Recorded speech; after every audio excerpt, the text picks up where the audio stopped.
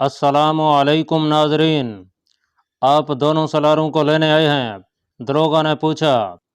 हाँ, कमानदार ने कहा, इन्हें जल्दी ले जाना है। आपके पास कलादार अमीर गुमुश्तगीन का तहरीरी हुक्मनामा है? दरोगा ने पूछा। वो तो कहीं बाहर चले गए हैं, मैं वहीं से आया हूँ। कमानदार ने कहा, मैं रात को ही आ गया था, उन्हें अब तहरीरी हुक्मनामा जारी करने का होश नहीं रहा। हमारी फौज हलब और मौसल की फौजों के साथ मिलकर सुल्तान अयूबी पर हमला करने जा रही है। अगर हमने वक्त ज़ाय कर दिया तो अयूबी हमला कर देगा। ख़तरा बढ़ गया है। गुमुश्तगीन इसी सिलसिले में हलब गया है। उसे जो ख़तरा नज़र आ रहा है उसने उसके होश ठिकाने कर दिए हैं। उसे एहसास हो गया है कि इन दो सलारों के बगैर वो लड़ नहीं सकेगा।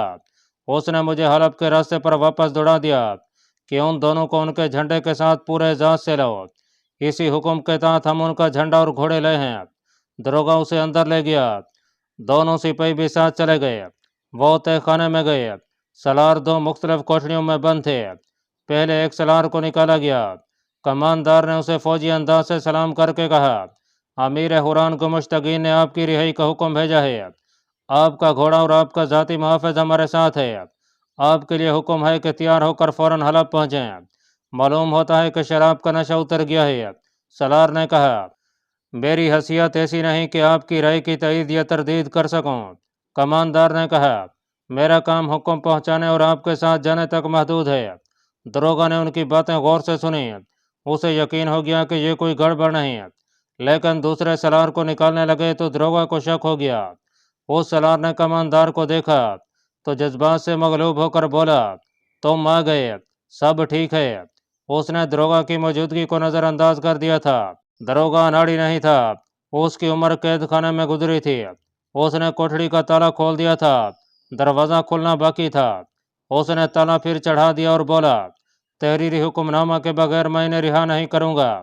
कमानदार ने उसके हाथ पर हाथ मारा और उससे चाबी छीन ली। दो सिपाही जो सलारों के बॉडीगार्ड बन के आए थे दरोगा की पीठ के साथ लग गए। दोनों ने खंजर निकाल कर उनकी नोकें उसकी पीठ पर रख दी। कमानदार ने उसे सरगोशी में कहा, तुम सुल्तान सलाहुद्दीन अयूबी के छापा मार जाबाजों के कब्जे में हो। तुम जानते हो कि सुल्तान अयूबी के छापा मार क्या क्या करते हैं। ऊंची आवाज ना निकले। कमानदार ने दरवाजा खोला। दरोगा को धकेल कर इस तरह कोठड़ी में ले गए कि करीब से गुजरने वालों को भी शक नहीं हो सकता था कि यहाँ कोई जुर्म हो रहा है। अंदर ले जाकर उसे सलाखों वाले दरवाजे से परे कर लिया गया। एक सिपाही बड़ी तेजी से एक रस्सी जो बमुश्किल 5 गज लंबी थी उसकी गर्दन के गिर्द लपेट कर रस्सी को मरोड़ा और 2-3 झटके दिए। दरोगा की आंखें बाहर निकल आईं। वो ठंडा हो गया तो उसे पत्थर के उस चौड़े बेंच पर डाल दिया गया जिस पर कैदी सोया करते थे। लाश पर कंबल डाल दिया गया। इस सलार ने बेमौका जज्बाती होकर यह मुश्किल पैदा कर दी थी। इन लोगों ने बाहर निकलकर दरवाजे पर ताला चढ़ा दिया और चाबी अपने साथ ले गए। बाहर के दरवाजे की चाबियां दरोगा के पास थीं, वो भी उससे छीन ली गई थीं। ये पार्टी वहां से चली। तहखाने से ऊपर आई तो नीचे के संतरी ने जाकर खाली कोठरियों को देखना चाहा। वो दूर से देख रहा था। कैद खाने का दरोगा 2 कैदियों को रिहा कर रहा था। संतरी ये देखकर हैरान रह गया कि उसने दोनों कैदी सलारों को बाहर जाते देखा है, लेकिन एक कोठड़ी में एक कैदी पड़ा है। उस पर चूंकि कंबल पड़ा था इसलिए वो पहचान ना सका कि वो कौन है। दूसरी कोठड़ी खाली थी। उसने कंबल में लिपटे हुए कैदी को आवाजें दी मगर वो ना बोला। दरवाजा मकफल था। संतरी ने सलाखों में से बर्छी अंदर की।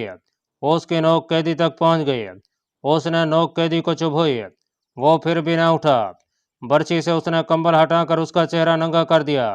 यह देखकर घबरा गया कि वो तो कैद खाने का दरोगा था। आंखों और चेहरे से साफ पता चलता था कि वो मरा हुआ है। उसने वहीं से चिल्लाना शुरू कर दिया, खबरदार खबरदार। कैदी निकल गए। वो ऊपर को दौड़ा।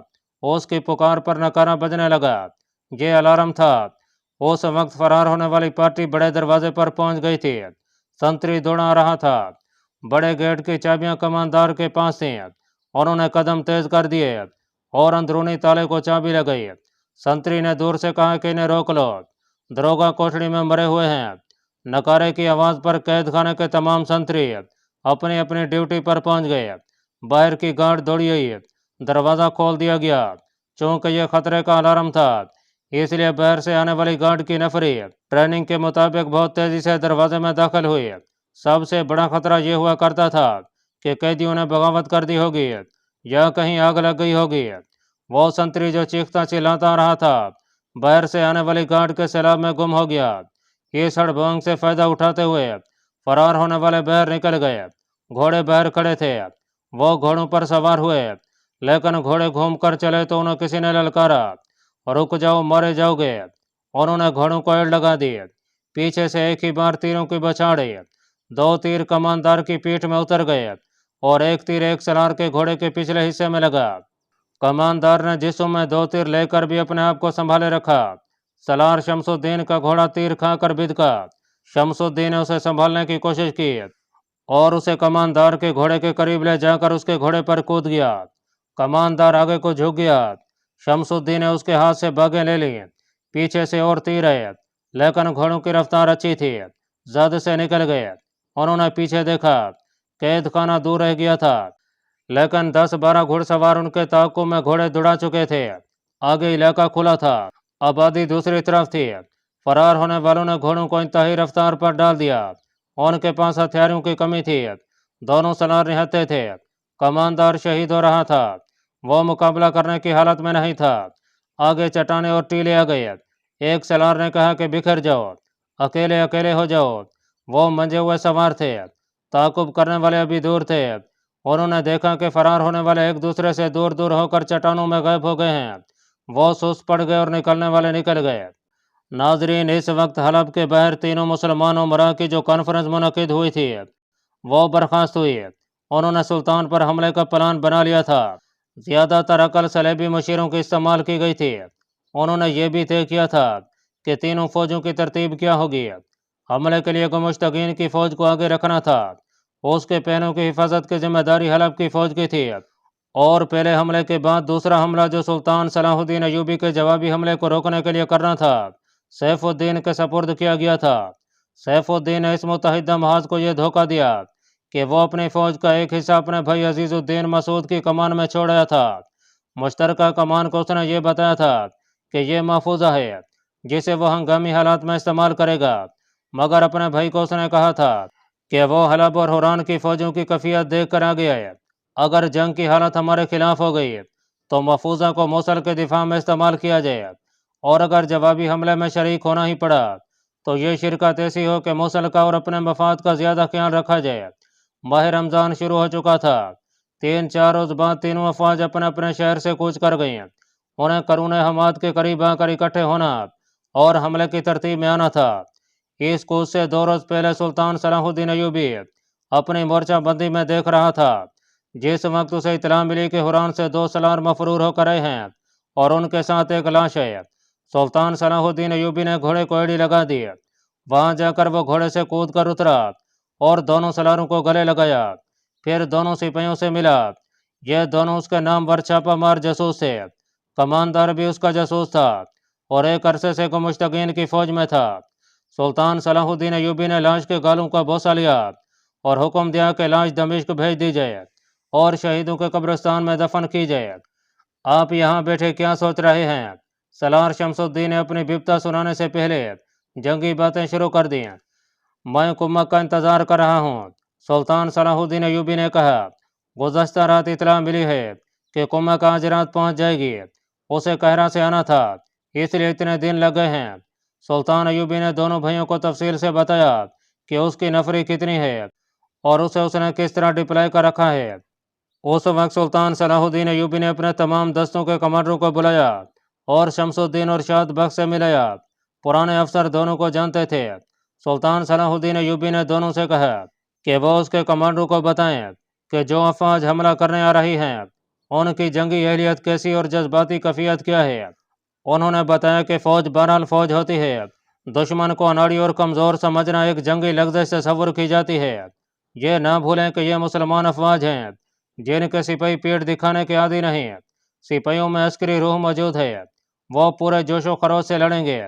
ان کے ذہنوں میں یہ ڈالا گیا ہے کہ آپ لوگ درندے وحشی ہیں اور سلطان صلاح الدین ایوبی اپنی سلطنت کو وسعت دینے آیا ہے۔ صلیبیوں نے ان کے دلوں میں آپ کے خلاف نفرت بھر رکھی ہے۔ سلاروں نے بتایا کہ جہاں تک ان کی قیادت کا تعلق ہے وہ قابل تعریف نہیں، ان میں کوئی بھی سلطان صلاح الدین ایوبی نہیں۔ سیف الدین اور گمشتگین اپنے ذاتی مفاد کے لیے لڑنے آ رہے ہیں، دونوں اپنے حرم اور شراب کے مٹکے ساتھ لیں گے۔ ہماری جگہ گمشتگین اپنی فوج کی کمان خود کرے گا، یہ قیادت فوج کو طریقے سے لڑا نہیں سکے گی، پھر بھی آپ کو محتاط ہو کر لڑنا پڑے گا۔ وہ آپ کو ان پہاڑیوں میں محاصرے میں لینا چاہتے ہیں۔ تینوں فوجوں کی کمان مشترک ہو گئی ہے، لیکن وہ دل سے متحد نہیں۔ یہ باتیں ہو ہی رہی تھیں کہ خطیب ابن المخزوم سائقہ قید خانے کا عہدیدار اور ایک جاسوس پہنچ گئے۔ وہ راستہ بھول گئے تھے، اس لیے دیر سے پہنچے۔ سلطان ایوبی کو معلوم تھا کہ خطیب اس کا حامی ہے اور وہ موصل میں اس کے جاسوسوں کی رہنمائی اور نگرانی کرتا رہا ہے۔ سلطان صلاح الدین ایوبی نے اسے بھی اجلاس میں شامل کر لیا اور اسے کہا کہ وہ موصل کی فوج کے متعلق کچھ بتائے۔ وہ امیر اپنی فوج کو کس طرح لڑائے گا جو شراب اور عورت کا رسیا ہو؟ خطیب نے کہا، جس کے سینے میں ایمان ہی نہیں وہ میدان جنگ میں زیادہ دیر نہیں ٹھہر سکتا۔ اس نے مجھ سے کہا کہ میں قرآن سے فال نکال کر بتاؤں کہ سلطان صلاح الدین ایوبی کے خلاف جنگ میں اسے فتح ہوگی یا شکست۔ میں نے اسے بتایا کہ چونکہ اس کا یہ اقدام قرآنی احکام کے خلاف ہے اس لیے اسے شکست ہوگی۔ اس نے مجھے قید میں ڈال دیا۔ سیف الدین نے میری بیٹی کو اغوا کرنے کی کوشش کی لیکن میری بیٹی بال بال بچ گئی۔ میں آپ سب کو یہ معجزہ سناتا ہوں کہ اگر آپ قرآنی احکام کے پابند رہے اور جنگ کو قومی اور مذہبی سطح پر رہنے دیا تو فتح آپ کی ہوگی۔ یہ جنگ کا مذہبی پہلو ہے۔ فنی پہلو کے متعلق میں یہ مشورہ دوں گا کہ چھاپہ ماروں کو زیادہ استعمال کریں۔ آپ کا تو طریقہ ہی یہی ہے، لیکن ان مسلمان بھائیوں کے خلاف یہ طریقہ زیادہ استعمال کریں، انہیں راتوں کو بھی چین نہ لینے دیں۔ خطیب کو جس عہدیدار نے فرار کرایا تھا وہ بھی ساتھ تھا۔ اس کی درخواست پر اسے فوج میں شامل کر لیا گیا اور خطیب کو اس کی بیٹی سائقہ کے ساتھ دمشق بھیج دیا گیا۔ ناظرین، سالار شمس الدین اور سالار شاد بخت کو سلطان صلاح الدین ایوبی نے اپنے ساتھ رکھا۔ اعلیٰ بحران اور موصل کی افواج کوچ کرتی آ رہی تھیں۔ ادھر سلطان صلاح الدین ایوبی کے لیے مصر سے جو کمک آ رہی تھی وہ قریب آ گئی تھی۔ تاریخ یہ دیکھ رہی تھی کہ سلطان صلاح الدین ایوبی تک دشمن کی فوج پہلے پہنچتی ہے یا کمک۔ وہ بہت پریشان تھا، وہ محاصرے سے ڈرتا تھا۔ کمک کے بغیر محاصرہ توڑنا آسان نہیں تھا۔ اس نے دماغی قوت کا آخری ذرا بھی اس مسئلے پر صرف کر ڈالا کہ وہ محاصرے میں آ گیا تو اتنی تھوڑی نفری سے محاصرہ کس طرح توڑے گا۔ وہ اس قدر پریشان ہو گیا کہ اس نے اپنی اعلیٰ کمان کے سالاروں سے بھی اس کا اظہار کر دیا۔ اس نے کہا، چھاپہ مار دستوں کو مکمل طور پر اپنے قابو میں اور اپنی نظر میں رکھنا۔ کمک کا کچھ پتہ نہیں، محاصرے کا خطرہ ہے، محاصرہ صرف چھاپہ مار ہی توڑ سکیں گے۔ اللہ کو جو منظور ہوگا وہ ہو کر رہے گا۔ ایک سالار نے کہا، یہ قلعہ تو نہیں جس میں محصور ہو کر ہم لڑ نہیں سکیں گے، ان چٹانوں پر گھوم پھر کر لڑیں گے۔ اس رات بھی وہ اچھی طرح سو نہ سکا، اس کے خیمے میں قندیل جلتی رہی۔ اس نے میدان جنگ اور اس علاقے کا جو نقشہ بنایا تھا اس کو دیکھتا اور اس پر نشان لگاتا رہا۔ اگر اسے کوئی غیر فوجی دیکھتا تو یہی کہتا کہ وہ شطرنج کھیلنے کی مشق کر رہا ہے۔ سحری کھانے کے لیے جب نعرے بجے اور اس کی فوج جاگ اٹھی تو اس کی بھی آنکھ کھل گئی۔ اسے دو خبریں اکٹھی ملیں، ایک یہ کہ کمک پہنچ گئی ہے اور دوسری یہ کہ دشمن کی افواج 8 کوس تک آ گئی ہیں اور شاید کل ہمارے سر پر آ جائیں گی۔ یہ دیکھ بھال کی کسی پارٹی کا کمانڈر تھا۔ اس نے بتایا کہ دشمن کی پیش قدمی 3 حصوں میں ہو رہی ہے، ایک حصہ آگے ہے، دوسرا پیچھے اور تیسرا اس سے پیچھے۔ سلطان صلاح الدین ایوبی نے جو معلومات لینی تھی لے لیں۔ اس نے یہ اطلاعات لانے والوں کو بھیج دیا اور دربان سے کہا کہ وہ چھاپہ مار دستوں کے کمانڈر اور کمک کے اعلیٰ کمانڈروں کو فوراً بلا لے اور انہیں کہے کہ وہ سحری اس کے ساتھ کھائیں۔ تھوڑی ہی دیر میں چھاپہ ماروں کا کمانڈر آ گیا اور اس کے بعد کمک کے 4 کمانڈر آ گئے۔ سحری کا کھانا بھی آ گیا۔ کمک اس کی توقع سے کم تھی لیکن ان حالات میں یہی کافی تھی۔ عادل نے اسلحہ جو بھیجا تھا اسے سلطان صلاح الدین ایوبی مطمئن ہو گیا۔ اسلحہ میں چھوٹی اور بڑی منجنیقیں زیادہ تھیں اور آتش گیر مادہ بھی بہت تھا۔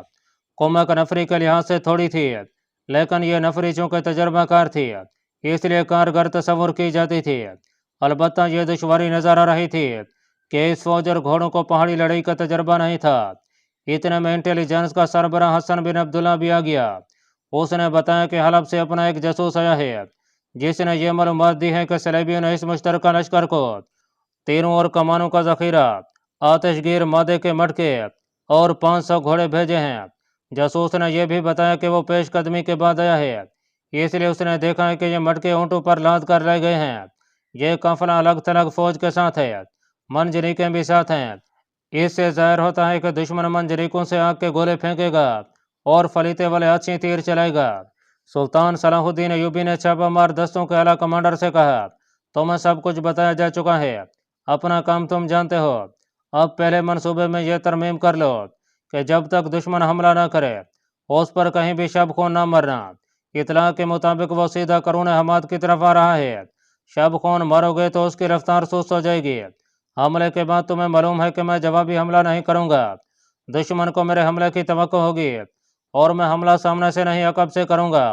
تمہارا کام اس وقت شروع ہوگا جب دشمن عقب کے حملے سے گھبرا کر ادھر ادھر نکلنے کی کوشش کرے گا۔ ان پہاڑیوں میں سے دشمن کا ایک بھی سپاہی نکل کر نہ جائے، زیادہ سے زیادہ قیدی پکڑو، وہ مسلمان سپاہی ہیں، تمہاری قید میں آئیں گے تو حق اور باطل کو سمجھ جائیں گے۔ یہی میری منشا ہے، ہمارے مقابلے میں آ کر ہمارے تیروں سے اور ہماری تلواروں سے جو مرتا ہے اسے میں مرنے سے روک نہیں سکتا۔ تمہارے سامنے یہ اطلاع آئی ہے کہ دشمن آتش گیر مادے کے مٹکے لا رہا ہے، ہونا تو یہ چاہیے کہ صحیح حالت میں ہمارے قبضے میں آ جائیں، لیکن ان سے تم ایک فائدہ اٹھا سکتے ہو، اپنے کسی دستے کے 10-12 منتخب چھاپہ ماروں کو یہ کام سونپو کہ وہ حملے کے دوران شب خون مار کر ان مٹکوں کو توڑ دیں اور آگ لگا دیں۔ دن کے وقت وہ دیکھ لیں گے کہ مٹکوں کا قافلہ کہاں ہے۔ سب سے زیادہ ضروری بات یہ ہے کہ دشمن ابھی تک ندی تک نہیں پہنچا، گھوڑوں کو پانی پلا لو اور مشکیزیں بھر لو، موسم سرد ہے اور یہ صحرا نہیں، پیاس سے کوئی مرے گا نہیں، پھر بھی یہ جنگ ہے اور پیاس پریشان کرے گی۔ اسے رخصت کر کے اس نے کمک کے کمانڈروں سے کہا، تم لوگ صرف یہ ذہن میں رکھنا کہ یہ مصر کا صحرا نہیں، پہاڑی علاقہ ہے اور ٹھنڈ ہے، دھوپ نکلے گی، بھاگو دوڑو گے تو گرمی آ جائے گی، یہاں تمہیں ضرب لگاؤ اور کسی اور طرف نکل جاؤ کا موقع ضرور ملے گا، تمہیں اس کی تربیت دی گئی ہے، لیکن یہاں خیال رکھنا کہ تمہارے لیے زمین محدود ہے، صحرا میں تو کئی کوس کا چکر کاٹ کر دشمن کے اوپر آ سکتے ہو اور تمہیں اپنی چال دہرانے کے لیے لامحدود میدان مل سکتا ہے۔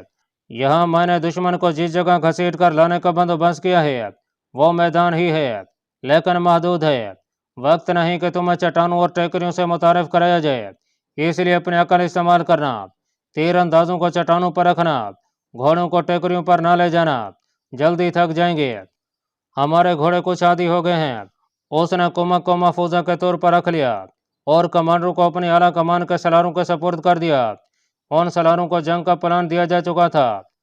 ناظرین، وادیوں میں صبح کی اذان کی کئی مقدس آوازیں گونج رہی تھیں۔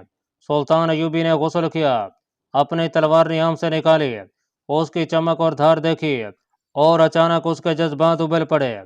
اس نے تلوار دونوں ہاتھوں پر رکھی، قبلے روح ہو کر ہاتھ اٹھائے، پھر اس نے سر جھکا لیا اور بہت دیر اسی حالت میں کھڑا رہا، پھر اچانک تلوار نیام میں ڈال لی اور باہر نکل گیا۔ اس کے قدموں میں کچھ اور ہی شان تھی، وہ اس جگہ چلا جا رہا تھا جہاں اس کے مرکز اور اعلیٰ کمان کے کمانڈر اور دیگر افراد باجماعت نماز پڑھا کرتے تھے۔ جماعت کھڑی ہو رہی تھی، وہ پچھلی صف میں کھڑا ہو گیا، اس کے ایک طرف اس کا باورچی اور دوسری طرف اس کے کسی کماندار کا اردلی کھڑا تھا۔ نماز سے فارغ ہو کر سلطان صلاح الدین ایوبی قرون حماد کی طرف روانہ ہو گیا۔ راستے میں اسے باری باری 4 قاصد ملے اور زبانی پیغام دیے، یہ دیکھ بھال کی پارٹیوں کے قاصد تھے جو حران حلب اور موصل کی مشترکہ فوجوں کی نقل و حرکت اور سرگرمیوں کی خبریں لائے تھے۔ یہ سلسلہ دن رات چلتا رہتا تھا۔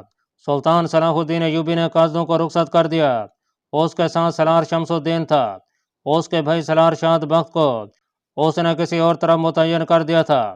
دشمن کے متعلق جو خبریں مل رہی ہیں ان کے متعلق آپ کا کیا خیال ہے؟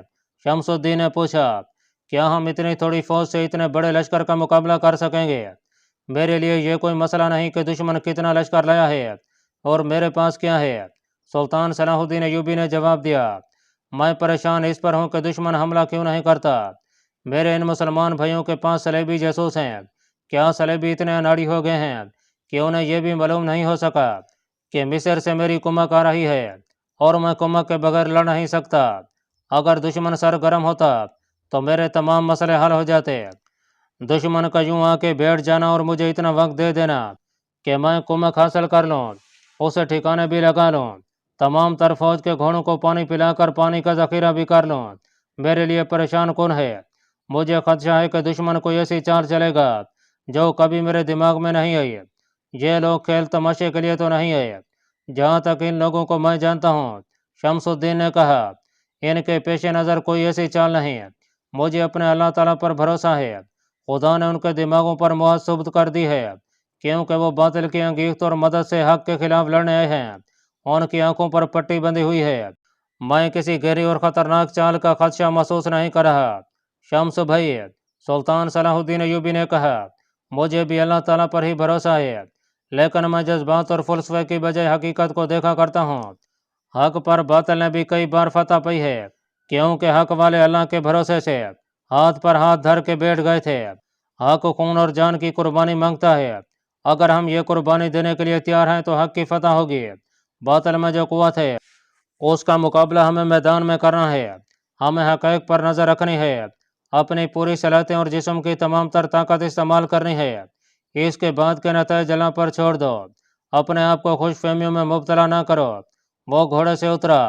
सलार, शमसुद्दीन, दो और मुशीर और मुहाफिज जो उसके साथ थे घोड़ों से उतरे। सुल्तान सलाहुद्दीन अय्यूबी शमसुद्दीन और दोनों मुशीरों को एक बुलंद चट्टान पर ले गया।